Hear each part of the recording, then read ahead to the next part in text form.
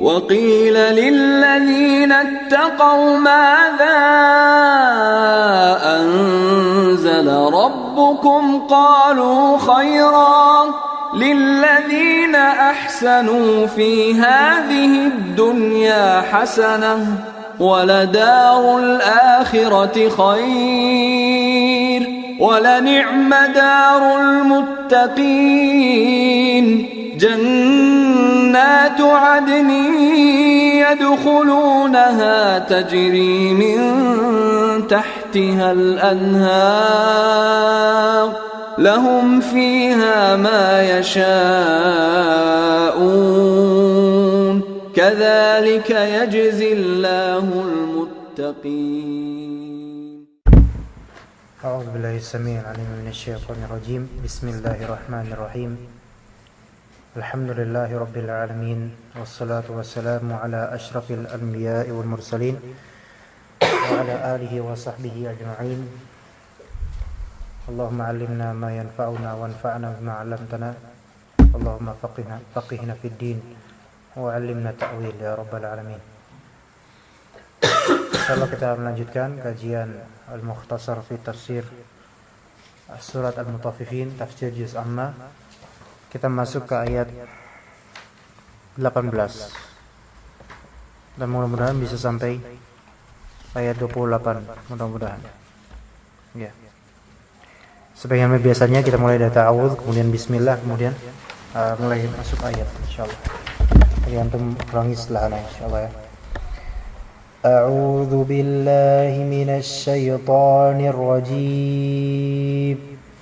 A'udzu billahi minasy syaithanir rajim.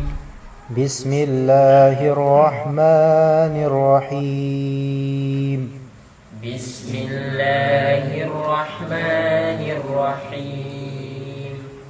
Kalla inna kitabal abrari lafi 'illiyin. Kalla inna kitabal abrari lafi 'illiyin. Wa ma adraka ma 'illiyun. Wa ma adraka ma 'illiyun. Kitabun marqum. Kitabun marqum. Yashhaduhul muqarrabun. Yashhaduhul muqarrabun. Innal abrara lafi na'im. Innal abrara lafi na'im. 'Alal araiki yanzurun. 'Alal araiki yanzurun.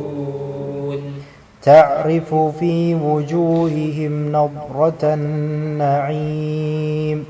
Ta'rifu fi wujuhihim nadratan na'im. Yusqawna min rahiqin makhtum. Yusqawna min rahiqin makhtum. Khitamuhu misk. Khitamuhu misk. Wa fi dhalika falyatanafasil mutanafisun. وفي ذلك فليتنافس المتنافسون. ومزاجه من تسنيم. ومزاجه من تسنيم. عينا يشرب بها المقربون. عينا يشرب بها المقربون. Baik, alhamdulillah rabbil alamin. Kita masuk ke tafsir ayat 18. Kalla, ya, sekali-kali tidak sebagaimana yang mereka orang-orang kafir fikirkan. Inna kitabal abrari lafi 'illiyin. Sebagaimana ayat ke-7 dimulai dengan kalla. Sebagaimana ayat ke-14 dimulai dengan kalla. Permulaan dengan kalla ini menunjukkan bantahan dari Allah Subhanahu wa taala akan anggapan beberapa orang yang memang mereka tidak memiliki petunjuk dalam pengetahuan mereka atau klaim mereka. Setelah ayat 7 inna kitabal fujjari lafi sijjin, Allah sebutkan inna kitabal abrari lafi illiyin. Kebalikan dari mereka. Sesungguhnya kitabal abrar, catatan untuk orang-orang yang berbakti. Abrar jama' dari bir atau bar, ya, bar. Yang berbakti. Lafi illiyin. Kalau kitabal fujjar lafi sijjin, dan sudah pernah kita bahas itu sijjin, itu bawah dasar bumi 7 lapis, ya, di bawah bebatuan besar. Adapun illiyin, ya, dalam tafsir Al-Qurtubi,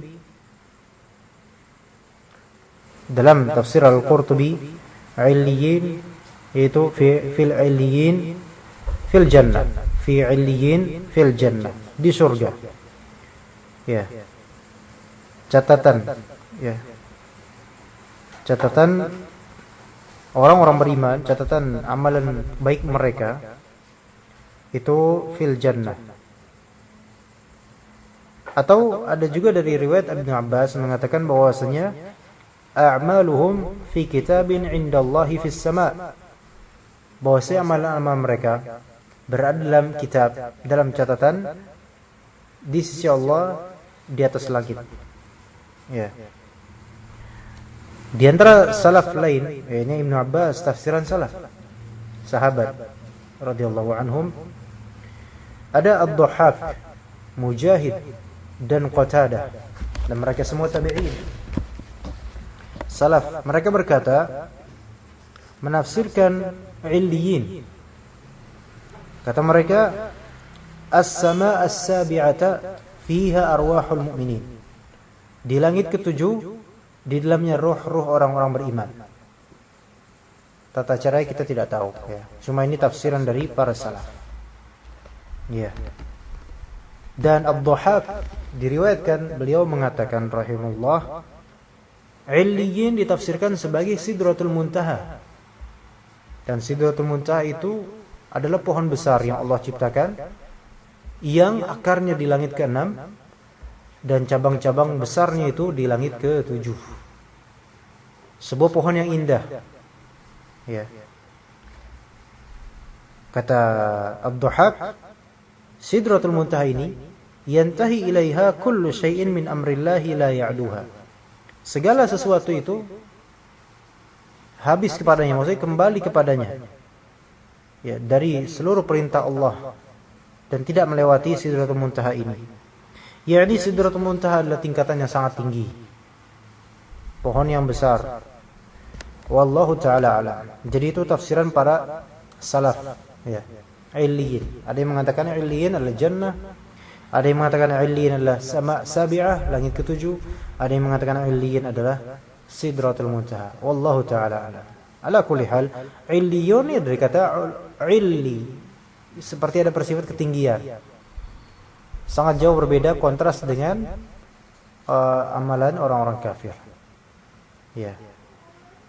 Dalam tafsirnya, qala mufassirun, laisa al-amru kama tasawwartum min annahu la hisaba wala jaza. Inna kitab ashab at-ta'ati la fi illiyin. Bukanlah perkara yang sebenarnya, kama tasawwartum, sebagaimana kalian gambarkan, sebagaimana kalian klaim bahwasanya la hisab wala jaza, tidak ada hisab, tidak ada jaza, tidak ada hisab, tidak ada perhitungan amal, tidak ada jaza, tidak ada balasan, sebagian persangkaan kalian yang batil. Inna kitaba ashabit ta'ati la fi illiyin. Sesungguhnya catatan amal, ya, kita semua punya catatan amal. Catatan amal orang-orang yang taat itu berada di illiyin. Berada di illiyin. Tadi sudah kita sebutkan beberapa tafsir mengenai illiyin. Ya.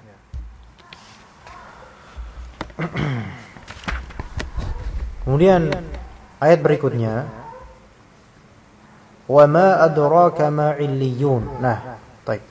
Wa ma adraka ma illiyun, apa yang kamu tahu tentang illiyun itu? Apa sih illiyun itu? Lihat. Wa ma adraka ma illiyun. Ditanya oleh Allah Ta'ala. Kemudian Allah jawab, kitabun marqum. Ternyata illiyun itu adalah kitabun marqum. Lihat di sini, kitabun marqum, suatu kitab yang ditulis. Marqum maktub. Makanya tafsirnya kitabun maktubun la yuzadu fihi wa la yunqas. Ya. Tidak ditambahkan di dalamnya dan tidak dikurangi. Ini yang kita bilang tafsir Qur'ani ya. Itu Allah Subhanahu wa taala menafsirkan. Illiyun itu apa sih? Illiyun adalah kitabun marqum. Lihat di sini, kitab al-abrar itu berada di kitabim marqum, di suatu kitab yang sudah ditulis. Faham di sini? Gimana tafsirannya? Ya. Coba kita lihat frame-nya, kerangkanya. Sebagaimana di ayat 7, 8, 9. Seperti juga ayat 18, 19, 20. Gimana 7, 8, 9? Ayat 7, inna kitabal fujari la fi sijjin. Catatan amalnya orang-orang fajir di sijjin. Apa itu sijjin? Tafsir Qur'aninya Allah menafsirkan sijjin adalah kitab yang marqum. Nah, berarti sijjin di sini Allah Ta'ala tafsirkan di sijjin itu berupa kitab yang telah tercatat ya. Dan catatan amal orang-orang fujar, kitab al-fujar itu berada di kitab marqum tersebut yang bernama sijjin. Ini tafsiran Allah Subhanahu wa taala menafsirkan gitu. Nah, kemudian para ulama salaf pun menafsirkan sijjin itu walaupun memang kitab marqum, namun keberadaan sijjin itu yang ditafsirkan oleh mereka. Begitu. Jadi ala kulli hal di sini dari tafsiran-tafsiran salaf yang tadi kita sebutkan, dari sijjin yang pernah kita sebutkan, dan juga illiyin, itu adalah ijtihad para ulama. Ijtihad para salaf, mufassir dari kalangan salaf. Ya. Meskipun di sini sudah ditafsirkan oleh Allah Subhanahu wa taala dalam jawaban wa ma adraka ma sijjin wa ma adraka ma illiyin, kitabun marqum, tapi tafsir dari Allah Subhanahu wa taala tetap tafsir yang mujmal. Mujmal di sini kitabun marqum, suatu kitab yang telah tercatat. Jadi masih mujmal. Makanya para sahabat berusaha untuk merinci sedikit apa maksud dari sijjin, apa maksud dari illiyin. Bukan berarti di sini kita bertanya kepada para sahabat, wahai Ibnu Abbas, wahai Qatadah, wahai Mujahid, wahai Ad-Dhahhak, sudah Allah tafsirkan kok, kalian masih menafsirkan lagi? Enggak bisa kita tanya begitu. Kenapa? Karena tafsiran dari Allah Subhanahu wa taala itu masih mujmal. Ya, masih mujmal. Ya. Sehingga ditafsirkan, dirinci lagi oleh para ulama. Ala kulli hal. Yang terpenting adalah kita mengimani bahwasanya ada yang namanya sijjin, ada yang namanya illiyin atau illiyun. Ya. Yashhaduhul muqarrabun. Ya, yashhadul muqarrabun.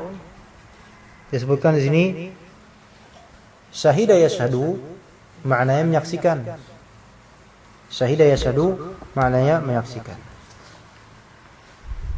Kita lihat fa'ilnya, pelaku penyaksinya, siapa yang menyaksikan? Al-muqarrabun. Muqarrabun orang-orang yang didekatkan. Maksud dari muqarrabun di sini adalah malaikat. Muqarrabun, malaikat. Jadi para kemudian ada dhamir hu di sini. Hu di sini kembali ke kitab tersebut. Ya.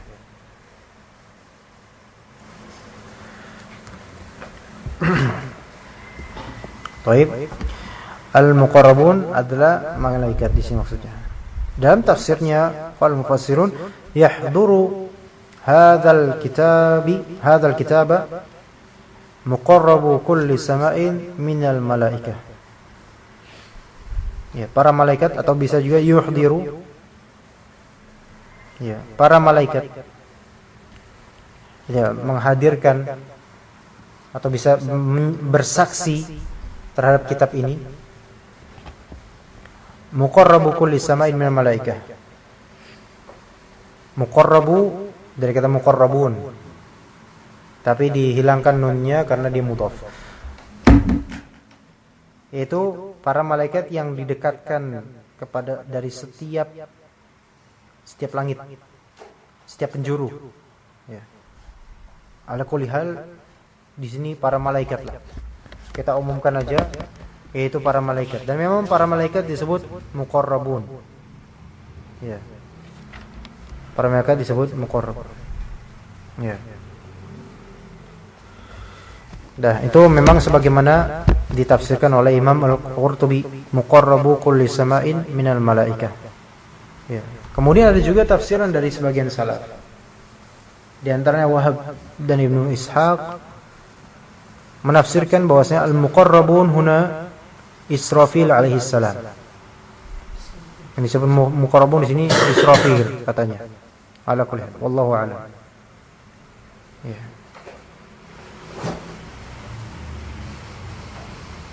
Dikatakan ini sebagaimana tafsiran mereka ya. Diriwayatkan dikatakan oleh Imam Qurtubi sebagaimana tafsiran Wahab, mungkin Wahab bin Munabbih, fa idza 'amila al-mu'minu 'amala al-birr, jika seorang beriman itu amalannya amalan baik, beramal baik, sa'idatil malaikatu bis sahifah, maka malaikat pun naik dengan sahifah, lembaran, walahu nur, yang mana sahifah tersebut atau malaikat itu memiliki, atau sahifah tersebut memiliki nur, cahaya ya tala'la yang kerlap-kerlip gitu, fis samawat, di langit-langit, kanuris syamsi fil ard, sebagaimana cahaya matahari di bumi, hatta yuntaha biha ila Israfil, sampai kemudian berakhir ke Israfil, fayakhtimu 'alaiha wa yaktub, sampai kemudian Israfil melegalisirnya, menstempelnya, dan kemudian menulisnya. Maka ini yang disebut yashhadul muqarrabun. Ya. Jadi maksud muqarrabun ini bagi Wahab ini adalah malaikat Israfil. Karena malaikat Israfil lah yang menyaksikan catatan amal ini. Yaitu salah satu tafsiran. Hanya saja ini tafsiran memang terlalu detail. Hal yang gaib dan membutuhkan dalil. Karena ini hal yang gaib, gimana bisa tahu catatan amal diangkat kemudian oleh malaikat, kemudian ke Israfil, kemudian Israfil mencatat dan seterusnya. Ya, sehingga kita butuh dalil dari Al-Qur'an atau As-Sunnah. Nah, jadi wallahu alam kita umumkan aja, yang penting Rasul muqarrabun adalah malaikat yang bersaksi. Wallahu alam. Dah khalas. Gitu kan? Kemudian ayat ke-22, qala Allah Ta'ala, innal abrara lafi na'im. Sesungguhnya orang-orang berbakti, berbudi, baik, ya, lafi na'im, berada di kenikmatan. Itu sebagaimana juga di ayat ke-13 ya, 13 dari surat Al-Infitar sebelumnya. Sama, innal abrara lafi na'im.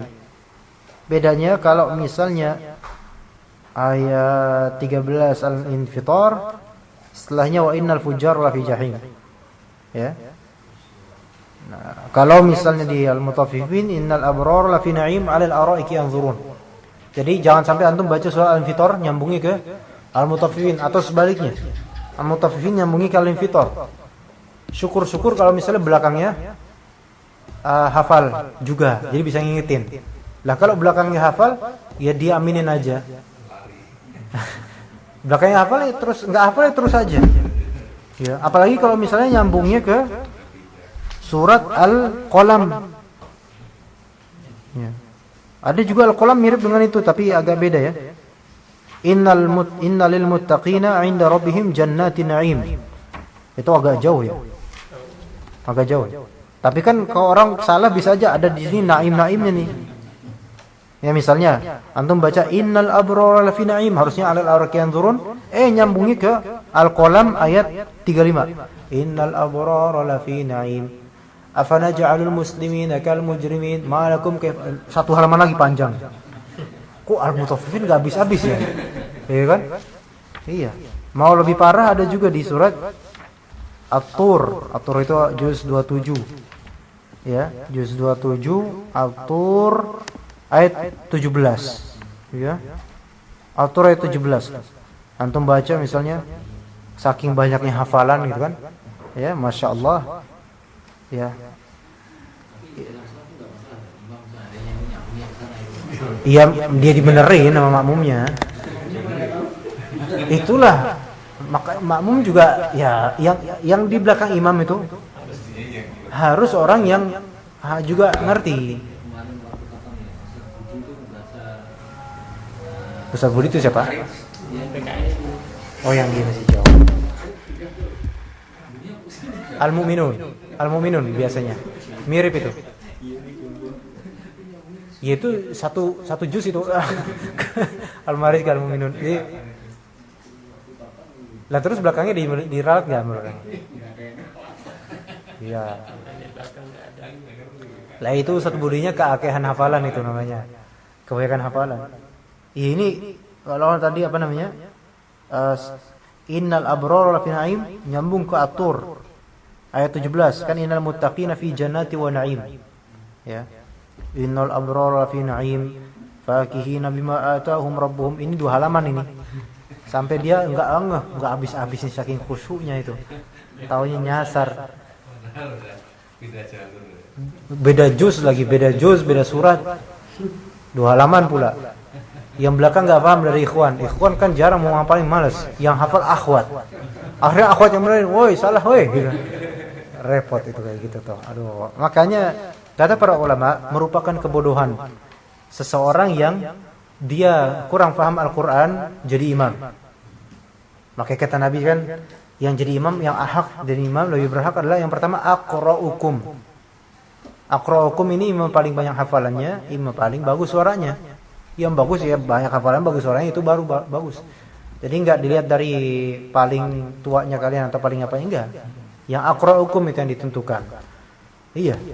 Jadi orang-orang tuh sebenarnya kalau dia tahu dirinya mungkin enggak banyak hafalannya atau bacaannya kurang bagus, ketika melihat ada yang lebih baik, itu harus lebih tahu diri walaupun lebih tua usianya. Benar.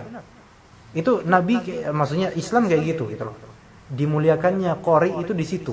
Walau hatta misalnya qori tersebut memang mungkin tidak sesoleh orang yang lebih tua atau tidak soleh ini, tapi ketika dia jadi imam, utamakan. Karena apa? Karena yang bersuara dia. Sehingga kaum muslimin di belakangnya menyukai Al-Qur'an gitu loh. Jadi enggak dilihat dari tuanya atau dilihat dari apanya, enggak. Begitu, asalnya gitu. Iya. Dan sampai malah akhwat nanti yang ngeralat kan? Iya. Baik. Termasuk juga jahil enggak, misalnya ada si A yang lebih banyak bagus, terus saya malah nunjuk yang dia yang di bawah dia, berarti saya juga kalau tahu, iya. Tahu ya, keutamaan. Kan saya tahu gitu loh. Si A ini lebih bagus dengan si B, tapi saya nunjuk dia untuk jahil, berarti saya bodoh juga. Bodoh juga. Jahil. Cuma sholatnya sah. Ya jahil juga itu, yang nunjuk malah. Nah, gitu. Tapi ala kulli hal lah itu. Kemudian itu bukan hanya imam ya. Yang di belakang imam pun ya. Kalau misalnya di belakang imam itu juga hafalannya lemah atau dikit dan semacamnya, itu sebenarnya tahu diri, jangan di belakang imam, jangan di situ posisinya. Abi kok nggak hafal sama sekali, jangan di situ, di luar. Enggak ya, maksudnya nyampingan. Orang di belakangnya itu yang berhak di belakangnya adalah yang siap untuk menggantikan posisi ketika imamnya batal atau semacamnya. Walaupun memang jarang imam batal, kan bukan hanya masalah batal, masalah hafalan juga. Kalau imamnya salah, dialah yang bertanggung jawab untuk membetulkan, meralat. Dan boleh misal dalam sholat tarawih ya, bukan dalam sholat wajib, yang di belakangnya itu membawa mushaf atau membawa handphone. Ya, mushaf tapi bukan Facebook, handphone. Kan? Facebook, wah masya Allah imamnya bagus nih, gitu. Status pasang gitu. Atau WhatsApp, live, anak lagi rekam nih imamnya nih belakang. Boleh. Boleh. Kalau imamnya emang ini tapi sholat sunnah Pak, bukan sholat wajib. Kalau sholat wajib anda tahunya ulama mereka tidak bolehkan. Tapi kalau misalnya taraweh, boleh. Bawa Al-Quran mushaf kecil lah, jangan yang gede-gede lah. Mushaf kecil atau bawa handphone kalau memang itu lebih mudah. Fadhol. Dan enggak diaibi, enggak merupakan bukan sebuah aib. Walaupun tentu yang lebih baik adalah tidak pakai itu. Bukan aib. Ya. Di belakangnya boleh. Megang juga kalau misalnya memang itu bukan juz amma, misalnya membacanya surat An-Nahl atau surat Hud, surat-surat yang orang-orang tuh jarang membacanya lah gitu loh. Nah itu baru di belakangnya boleh, walaupun di belakangnya nggak hafal tapi dia yang bisa ini meralah. Iya, bisa boleh kayak gitu, meja kecil atau meja yang sepantaran sama tinggi ini kan, bisa tinggal ambil mushafnya. Itu kayak gitu. Kalau bisa sediakan masjid, maksudnya yang menyelenggarakan tarawih, sediakan itu. Jadi nggak ada paksaan untuk imam tarawih harus dari hafalan plek gitu, nggak ada paksaan dengan itu. Dan nggak ada paksaan harus surat-surat yang panjang atau harus 1 juz per hari. Ya walaupun boleh, nggak maksudnya nggak diharamkan juga, cuma tidak ada paksaan untuk itu. Ya. Tapi dilihat dari umatnya, dari kaum muslimin juga. Kalau mereka nggak betah, ya perhatikan juga itu gitu loh. Karena ini masalah umat juga tarawih ini. Jangan sampai orang-orang jadi nggak betah tarawih gara-gara panjangan. Sampai terkentut-kentut orangnya nanti nahan-nahan buang air gitu kan. Gitu. Kemudian tadi innal abrara fi na'im, mau panjang tadi masalah na'im. Ayat ke-22 tafsirannya innal mukaththirina minat ta'ati la fi na'imin da'imin yaumal qiyamah. Sesungguhnya orang-orang mukatsirin atau mukthirin boleh, orang yang memperbanyak dari ketaatan. Kita ini memang harus berkualitas ketaatannya. Cuman salah juga kalau orang bilang nggak usah memperbanyak ketaatan, yang penting kualitas. Ini syubhat ini kalimat ini. Ya, kita nggak perlu banyak ilmu, yang penting kita mengamalkan. Itu benar, tapi syubhat itu kalimat. Syubhat. Kita nggak perlu banyak nggak perlu banyak ketaatan, amalan, yang penting berkualitas meskipun sedikit. Itu benar kalimat itu. Yang penting kualitas, benar itu. Tapi kalimat kita tidak perlu memperbanyak ilmu atau tidak perlu memperbanyak amal, ini kalimat yang bisa melegalisir dan menggembirakan orang-orang malas. Banyak orang-orang malas itu merasa ilmunya atau amalnya udah berkualitas, ya enggak? Sehingga dia nggak perlu, karena udah berkualitas. Sebagaimana orang Yahudi merasa kayak gitu, nggak perlu belajar lagi, sudah khalas, sudah kuasai ini, dan nggak harus terus baca atau berguru atau gimana kok ada gurunya. Jadi begitu. Dari mukthirin ini penting. Ya. Jangan merasa qanaah dan zuhud dari ilmu dan amal, gitu kan? Orang yang qanaah dari ilmu, nggak tamak dari ilmu, ini bukan talabul ilm. Orang yang zuhud akan amal, qanaah akan amal, ini biasanya malah ujub dengan amalan sedikitnya. Kita tuh layak untuk tamak, terutama ikhwan laki-laki yang menjadi pemimpin, tamak akan ilmu dan tamak akan amal. Ya. Bukan tamak akan ilmu tok gitu kan. Kalau tamak akan ilmu berarti kolektor doang dia. Ya. Jadi tamak akan ilmu dan tamak akan amal.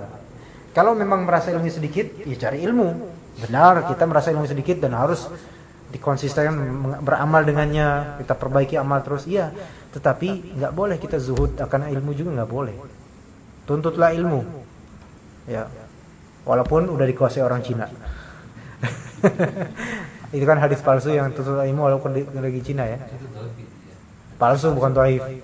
Enggak ternisbat kepada Nabi. Itu ada orang yang berkata gitu, dokter yang apa gitu. Iya, sering dengar. Iya. Masih sampai sekarang. Sampai sekarang, Pak. Iya. Kenapa larinya? Iya. Kenapa ke Cina gitu loh. Iya kan? Kan ilmu masih ada di mana-mana kan. Iya. Jadi mukthiri min at-ta'at.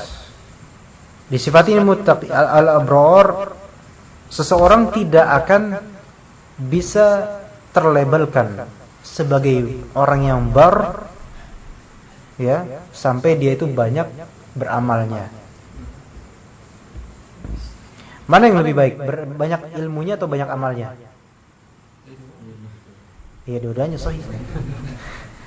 Banyak ilmunya, kalau mewariskan amal, ya terbaik. Ya banyak amalnya, tapi ilmunya sedikit, ya lebih baik yang tadi. Jadi kembali ke ilmu sebenarnya semuanya itu. Tapi semua ilmu syariat itu intinya di khasyah, roja, mahabbah, kholas. Iya gak? Inti semua ilmu syariah intinya di khauf, ya khasyah, roja, dan mahabbah kepada Allah. Gak ada lagi udah.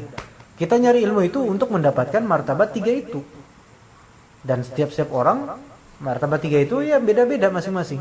Mungkin Wale terasa takut kepada Allah itu lebih, tapi kurang berharap ada. Ini berharapnya banyak pada Allah tapi nggak takut sama Allah. Ya, ini harapan sama takut nggak ada, tapi cinta ngakunya. Nah, bisa jadi kayak gitu. Antum yang paling jelek sampelnya. Ya mudah-mudahan nggak gitu lah. Tapi kan inti dari kita belajar atau belajar tauhid intinya apa? Supaya kita bisa beramal dengan penuh. Ini kan tiga-tiganya amalan hati bukan? Tauhid itu amalan hati. Khasyah, mahabbah, roja, semuanya amalan hati. Kita belajar Al-Quran. Antum baca Al-Quran, belajar tajwid, belajar tafsir.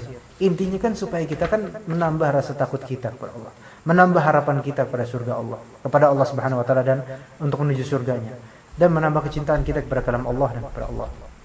Ya kan? Belajar tafsir, belajar tajwid. Kita belajar hadis. Ya untuk itu juga. Ya. Makanya sangat celaka itu orang belajar sanad hadis, ya, memperbaiki sanad hadis, atau belajar tentang rijalul hadis. Ya, tentang ini dhaif, ini maudhu', ini rijal thiqah, ini. Tapi itu kemudian dia enggak merambah ke matanya untuk menambah rasa takut atau harapan atau cinta kepada Allah. Itu tercela itu kayak gitu tuh. Orang belajar usul fikih. Ya, fokusnya di bidang usul fikih.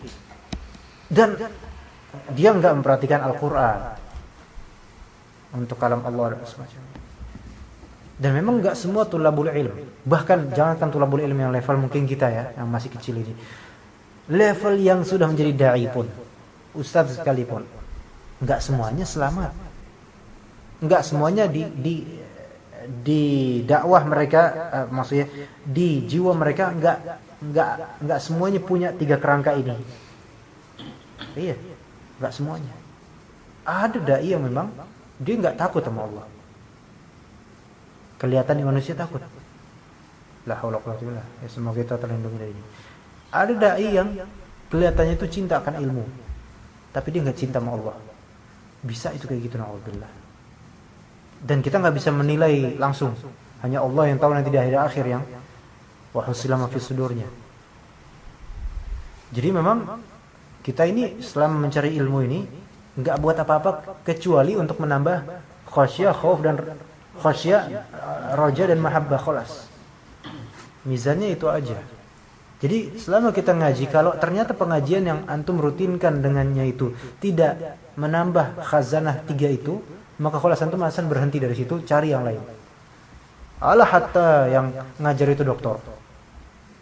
Gini misalnya, misal ini bukan mencontohkan ke siapapun. Belajar tentang fikih muamalah, belajar fikih muamalah, tentang jual beli, tentang nikah dan semacam. Misal, kan yang lebih masyhur tentang jual beli lah, yang kita ini lebih aplikatif ya lebih aplikatif. Nggak ada hari tanpa akad lah kita mungkin ya. Misal pemateri itu tidak menyinggung tentang ketakwaan kepada Allah, ini salah. Karena yang diajar syariat Islam bukan syariat Islam. Riba itu kan hukumannya besar banget. Dosa di antara dosa yang paling besar. Ya, di antara pengkhianatan dan di antara durhaka yang paling besar. Padahal urusan dengan manusia, tapi syariat Allah Subhanahu wa taala. Maka wajar bagi seorang pemateri untuk fikih muamalah ini menakut-nakuti tentang neraka, ya itu memang tujuan kita belajar fikih muamalah tentang riba supaya kita hadir rasa takut kepada Allah dalam hal urusan perdagangan ini, akad ini. Ya ayyuhalladzina amanu aufu bil uqud. Tunaikanlah akad-akad dengan benar amanatnya, gitu kan. Nah, kalau misalnya kita belajar, misalnya ada seorang ustaz ingat tentang masalah riba, tentang masalah ini, tapi nggak terasa di itu cuma tahu hukum saja. Dan bahkan kadang ngebanyol doang. Pulang memang tahu hukum, tapi nggak menambah adanya rasa takut terhadap hukum Allah. Nah ini berarti ada muskilah. Ada muskilah. Ada masalah. Makanya kita di sini perlu, ya memang kita nggak bisa menjarah dai dan semacamnya. Cuma kalau memang kajian yang kita geluti di dalamnya itu tidak ada penambahan rasa imma roja, imma khauf, imma mahabbah, maka ini berarti la barakata fihi, enggak berkah. Walaupun yang diajarkan fikih doang. Fikih pun syarat Islam. Syarat Islam kembalinya kepada Allah juga, tauhid juga. Iya, kecuali kalau belajar bahasa Arab lah ini beda. Kalau bahasa Arab kan bahasa. Iya, kita enggak diingatkan tentang fa'il dan maf'ul, kita enggak diingatkan tentang azab Allah. Enggak. Iya, fa'il marfu, dhamma fi akhirih. Hati-hati, taqillah akan azab Allah. Enggak nyambung kita kan. Karena ini masalah enggak berkaitan dengan agama memang, walaupun wasilah menuju agama. Ya. Jadi begitu. Jadi memang kita di sini berharap menjadi abror, menjadi orang-orang yang baik, muktsirina fit ta'at, berdasarkan khauf, raja dan mahabbah kita pada Allah Subhanahu wa taala. Ya.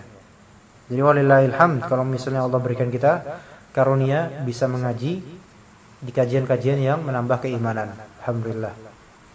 Tidak sekadar kajian, formalitas kajian, tidak menambah. Keimanan itu harus di recharging ya.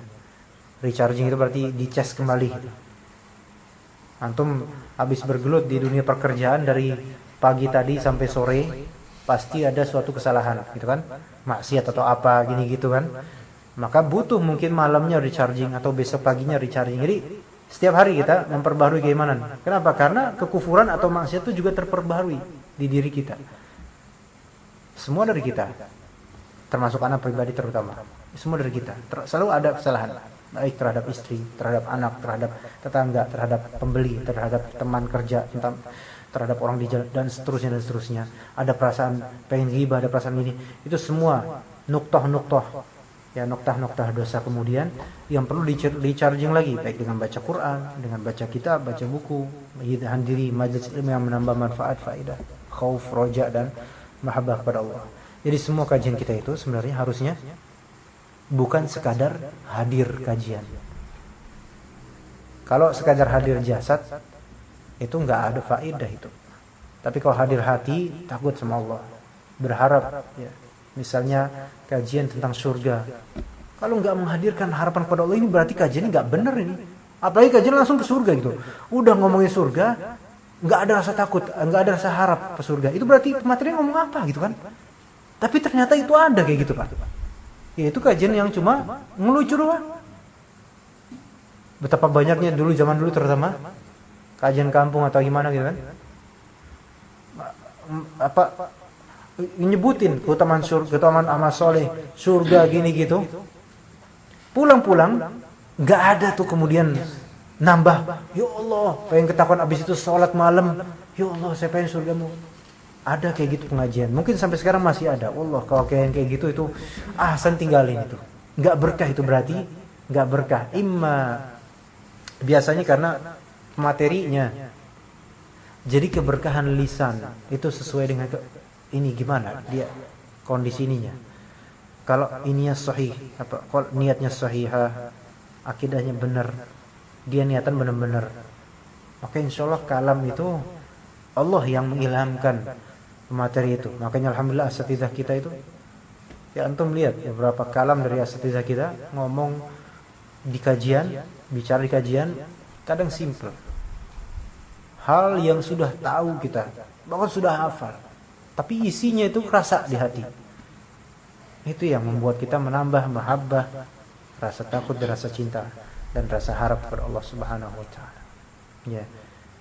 Dan mudah-mudahan ya dengan tafsir-tafsir ini yang alhamdulillah setiap pagi kita bahas, kemudian malam ini ya, kemudian malam Jumat nanti ya, mudah-mudahan itu menambah khazanah kecintaan kita, tingkatan rasa takut dan rasa harap kita kepada Allah Subhanahu wa taala, semuanya harus imbang itu insyaallah taala. Tapi ini udah panjangan, jadi kita cukup sampai sini aja yang tafsirnya insyaallah. Ya subhanakallah wa bihamdika asyhadu an la ilaha illa anta astaghfiruka wa atubu ilaik.